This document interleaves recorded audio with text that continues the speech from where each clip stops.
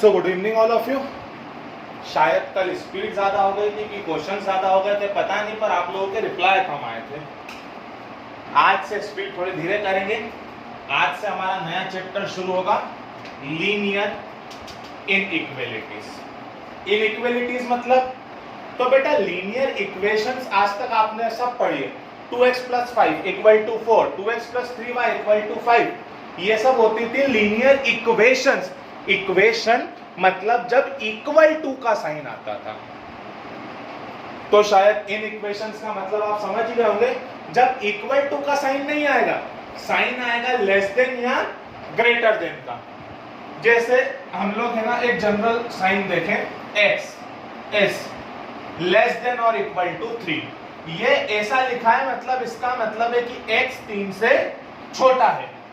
और अगर यहां पर ऐसा साइन लगा है तो इसका मतलब है x 3 के बराबर या छोटा है, लेस देन और इक्वल टू। ये इसका मतलब होता है ये x, ये लेस देन। और अगर ऐसा है तो लेस देन और इक्वल टू, मतलब लेस भी हो सकता है और इक्वल भी हो सकता है। x ग्रेटर देन 5 मतलब x 5 से बड़ा है। x ग्रेटर देन और इक्वल टू 5 मतलब x 5 के इक्वल भी हो सकता है और x 5 से बड़ा भी हो सकता है। यह चैप्टर बिल्कुल सरल है, सुख दुख का चैप्टर है। 6 नंबर का क्वेश्चन बनता है फाइनल एग्जाम में। इसमें से क्वेश्चन है भी बनता है, पर वो तभी समझ में आएगा जब पिछले अगले 2 दिन का हम लोग समझेंगे। तो आप देखते जाना। सबसे पहले नॉर्मल क्वेश्चंस। नॉर्मल क्वेश्चंस में आपको लिख के रखा है कि x की वैल्यू निकालो। काय की वैल्यू निकालो? x की। जबकि ऐसे जनरल क्वेश्चन दिए 4x + 3 5x + 7।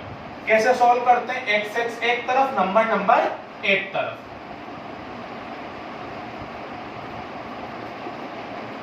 बेटा इनइक्वालिटी में सबसे मेन ये ध्यान रखना कि जब भी माइनस कटता है या माइनस शिफ्ट होता है तो इनइक्वालिटी का साइन चेंज हो जाता है। क्यों चेंज हो जाता है? इधर लिखा -2, इधर लिखा है 4। कौन बड़ा है? 4। अगर मैं माइनस इधर शिफ्ट कर दूं तो अब कौन बड़ा हो जाएगा? अब बड़ा हो जाएगा 2। तो लीनियर इनइक्वालिटीज और इक्वालिटी में मेन डिफरेंस यही है कि लीनियर इनइक्वालिटी में जब कौन चेंज होता है, साइन इधर का उधर ट्रांसफर होता है या साइन कटता है, तो इनइक्वालिटी का साइन चेंज हो जाता है। बस ये इसका answer, x is greater than -4 मतलब x की वैल्यू -4 से बड़ी होगी। बस ऐसे ही क्वेश्चन कठिन वे में आ सकते हैं। x/4 5x - 2/3 -7x - 3/5। जैसा नॉर्मल क्वेश्चन सॉल्व करते हो वैसे ही सॉल्व करो। कर दो डायरेक्ट मल्टीप्लाई। ये माइनस अंदर जाएगा, ध्यान रखना। ये प्लस क्यों हुआ समझ में आ गया?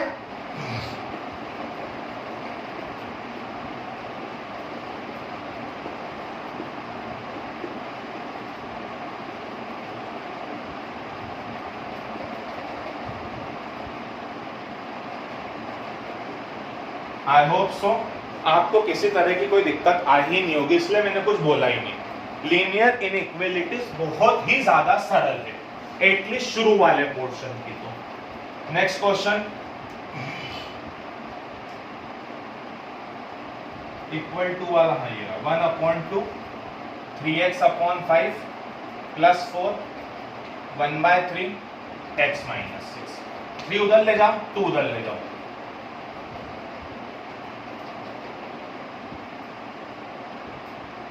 क्या कर लिया? यहाँ हाथों हाथ एलसीएम ले लिया। इस 5 को भी भले उधर शिफ्ट कर दो। 5 का 2 में करा 10, 10 अंदर जाएगा,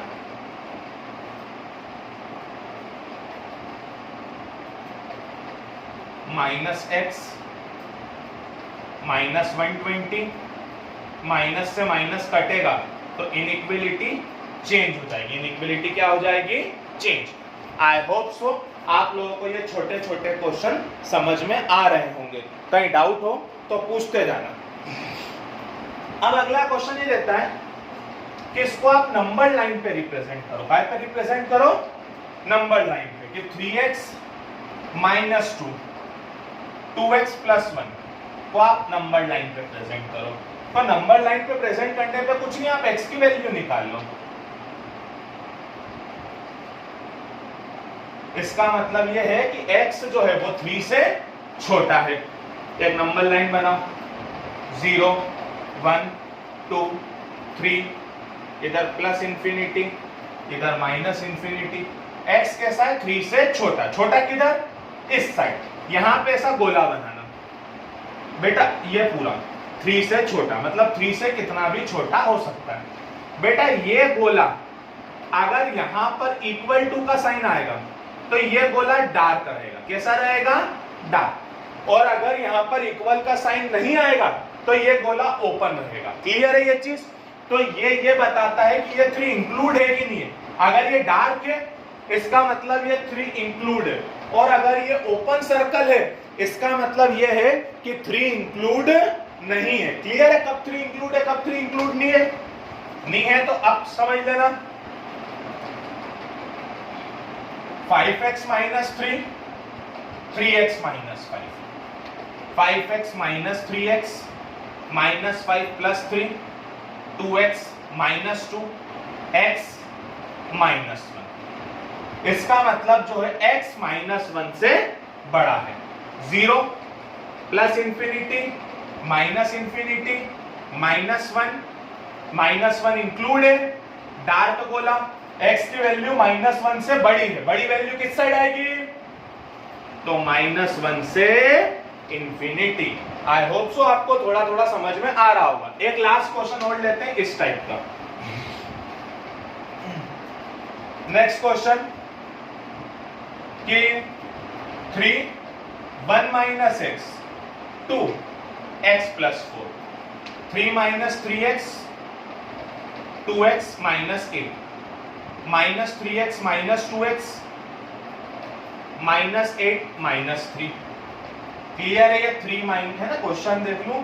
3 1 minus x 2x plus 4, sorry, तो ये हो जाएगा माइनस 5x 5। ये माइनस 5 उधर शिफ्ट होगा तो कुल मिला के माइनस उधर डिवाइड में जा रहा है, तो ये इनइक्वलिटी का साइन चेंज होगा। ये बहुत अच्छे से ध्यान रखना। x जो है वो माइनस 1 से बड़ा है, माइनस 1 से बड़ा है, पर माइनस 1 इंक्लूड नहीं है, तो यहां पर ऐसा ओपन गोला आएगा। क्लियर है? क्लियर है? बना लोगे नंबर लाइन पे। अब हम लोग एक आध वर्ड प्रॉब्लम कर लेते हैं। लिखना question, Ravi obtained 70 and 75 marks, 70 and 75 marks in two tests. Find the minimum marks he should get in third test. So the average is at least 60 marks. अब क्वेश्चन क्या समझना कि रवि को 2 टेस्ट में नंबर आए 70 और 75। तीसरे टेस्ट में वो कितने लाए? तो हमने मान लिया कि तीसरे टेस्ट में कितने लाए? x। तो जो उसका एवरेज हो वो एटलीस्ट 60 हो। एटलीस्ट 60 मतलब कम से कम 60। कम से कम 60 मतलब उसका एवरेज या तो 60 हो या 60 से ज्यादा हो। बेटा एटलीस्ट का मतलब समझ रहे हो? एटलीस्ट में वो भी इंक्लूड होता है। अगर यही क्वेश्चन होता कि उसका एवरेज मोर देन 60 हो तो ये नहीं आता, पर इस क्वेश्चन में क्या लिखा? एटलीस्ट 60। तो एटलीस्ट 60 में ये इक्वल टू इंक्लूड होता है 70 plus 75 plus x upon 3।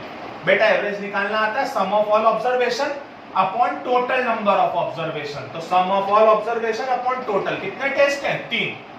145 plus x, 3 इधर डिवाइड में, उधर जाके मल्टीप्लाई में, 145 इधर प्लस में, उधर जाके माइनस में।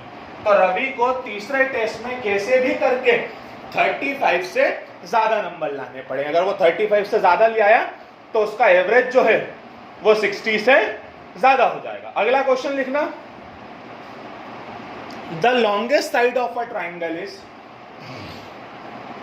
the longest side of a triangle is 3 times the shortest side, 3 times the shortest side, and third side is 2 centimeter, and the third side is 2 centimeter shorter than the longer side. If perimeter of triangle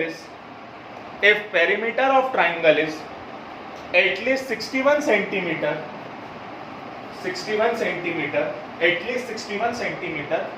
the minimum length of shortest side is, आपको दिया एक triangle है जिसमें जो longest side है वो shortest side के 3 times है, मतलब अगर शॉर्टेस्ट साइड को मैंने x मान लिया तो लॉन्गेस्ट साइड कितनी हो जाएगी 3x, 3 टाइम्स। आगे क्या देके रखा है, जो एक और साइड है वो लॉन्गेस्ट साइड से 2 कम है, मतलब कितनी हो जाएगी 3x - 2। अब आपको दिया इसका पेरीमीटर एटलीस्ट 61 होना चाहिए, एटलीस्ट 61 मतलब 61 या उससे बड़ा। बस इसकी वैल्यू पुट कर दी। पेरीमीटर का फॉर्मूला याद है ना, perimeter equal to sum of all sides. तो perimeter x plus 3x plus 3x - 2 61, 7x 61 plus 2 63, x greater than is equal to 63/7। बस आपसे यही पूछा था कि शॉर्टेस्ट साइड मिनिमम कितनी हो सकती है, तो शॉर्टेस्ट साइड 9 या 9 से बड़ी होनी चाहिए, तो minimum length of shortest side is 9 centimetre. तो मिनिमम लेंथ कितनी होगी 9, क्योंकि वो या तो 9 होनी चाहिए या तो 9 से कैसी होना चाहिए, बड़ी। आई होप सो ये बहुत इजी टॉपिक है, आपको समझ में आया होगा। Thank you.